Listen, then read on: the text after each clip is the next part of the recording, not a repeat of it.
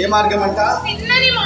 తిన్నని మార్గము విడిచి బేయేరు కుమారుడైన బిలాము పోయిన మార్గంలో త్రోవ తప్పిపోయిరి. చదవనికి కిందకి. చూడండి, ఆ బిలాము దుర్నీతి వలన కలుగు బహుమానమును ప్రేమించెను. అయితే అతడు గద్దింపబడెను. తర్వాత తన ప్రాణము కూడా పోయేటువంటి పరిస్థితి బిలాముకి ఏర్పడిందండి. దేవుడు ఇక్కడ చాలా సూటిగా మనతో మాట్లాడుతూ ఉంటాడు. దేవుడు అంటున్నాడు కదా, వారు తిన్నని మార్గములను విడిచిపెట్టారంట. చెప్తారని మాట మీరు వాక్యం మీకు వినపడుతుందండి? వాక్యం స్పష్టంగా వినపడుతుందా? ఏ మార్గం విడిచిపెట్టారంట?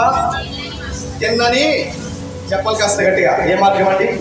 తిన్నని మార్గాన్ని విడిచిపెట్టారంట. అంటే చూడండి, తెల్లగా సరళంగా ఉన్న మార్గాన్ని విడిచిపెట్టి ఇదిగో మరి బేయేరు కుమారుడైన బిలాము నడిచినట్లుగా వారు నడిచారంట. ఇంతకీ బేయేరు కుమారుడైన బిలాము ఏమి నడిచాడు, ఎలా నడిచాడు, అసలు అతని ప్రస్తావన ఇక్కడ పేతురు గారు ఎందుకని ప్రస్తావిస్తూ ఉన్నారు?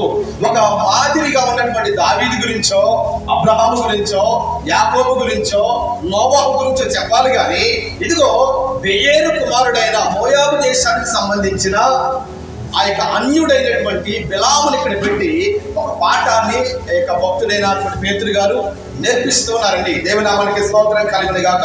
మనం అందరము కూడా క్రీస్తును అంగీకరించిన వారమే, క్రీస్తును నమ్ముకున్న వారమే. ఇదిగో మరి పరలోక పట్టణమును విడిచిపెట్టి 2025 సంవత్సరాల క్రితము ఆ నజరేయుడైన క్రీస్తు ఈ భూమి మీదకి వచ్చి తన ప్రాణం అర్పించి, రక్తం అర్పించి, ఆకాశానికి భూమికి మధ్యలో ఆ పొయ్యి మీద వేలాడి ప్రతి ఒక్క మానవారి పాపమును సిలువ రక్తము ద్వారా ఏం చేసినంట?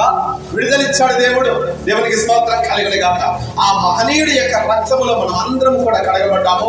ఆయన నా పాపాల కొరకు చనిపోయాడని మనం అందరం కూడా వ్యక్తిగతంగా విశ్వసించాము కనుకనే ఇదిగో ఆయన యొక్క మార్గంలో మనం నడుస్తూ ఉన్నాం. ఎవరి మార్గంలో రండి? క్రీస్తు మార్గంలో మనం నడుస్తున్నాం కదా, ప్రభు మార్గంలో మనం నడుస్తున్నాం కదా. ఈ ప్రభు మార్గంలో నడుస్తున్న క్రమములో ఆ తిన్నని మార్గమును విడిచిపెట్టి బేయేరు కుమారుడైన బిలాము మార్గములకు మనము వెళ్ళకూడదని దేవుడు చాలా సూటిగా ఈ వాక్యము ద్వారా మనందరితో కూడా మాట్లాడుతూ ఉన్నాడు. ఇంతకీ బేయేరు కుమారుడైన బిలాము నడిచిన త్రోవ ఏంటో తెలుసా? మనం కానీ ధ్యానం చేసినట్లయితే కనుక అతడు ఇదిగో మరి బాలాకు అనేటువంటి రాజుకు అమ్ముడు పోయి, ఎవరికంట?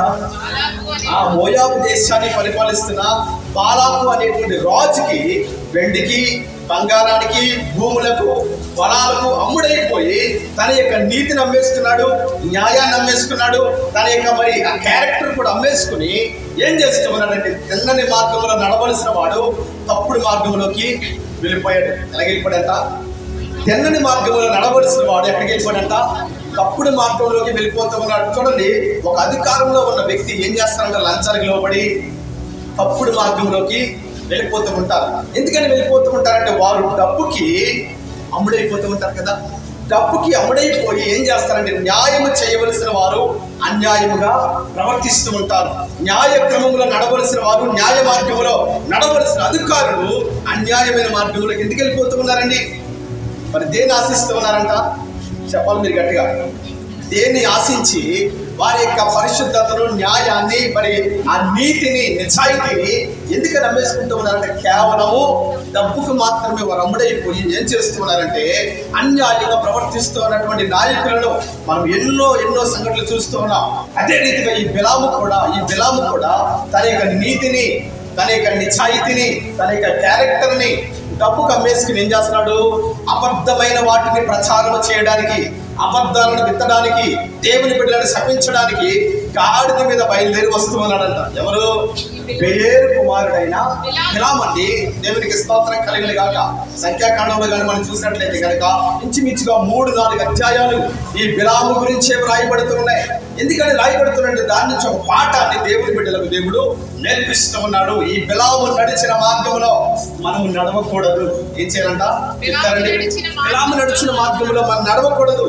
బిలాము మార్గంలో ఏముందో తెలుసా? అబద్ధం ఉంది, అసూయ ఉంది, అత్యాస ఉంది, అక్రమం ఉంది, అవినీతి ఉంది.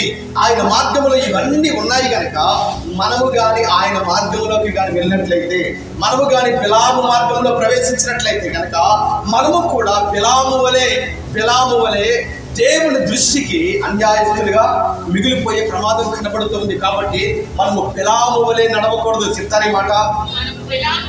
మనకు మాదిరిగా నడవడానికి అనేక మంది భక్తులు పరిశుద్ధ గ్రంథంలో కనబడుతూ ఉన్నారండి. అంతెందుకండి, మనం ఎవరి కొరకైతే ఈ స్థలంలోకి వచ్చామో, ఎవరి కొరకైతే ఎంత సమయాన్ని వెచ్చిస్తూ ఉన్నామో, ఎవరి కొరకైతే మనం చేతులెత్తి దేవుని స్తుతిస్తూ ఉన్నామో, ఆ మహనీయుడైనటువంటి యేసు క్రీస్తు ప్రభుల వారు మనకు ఎంతగానో మాదిరి. దేవునికి స్తోత్రం కలిగిన గాక.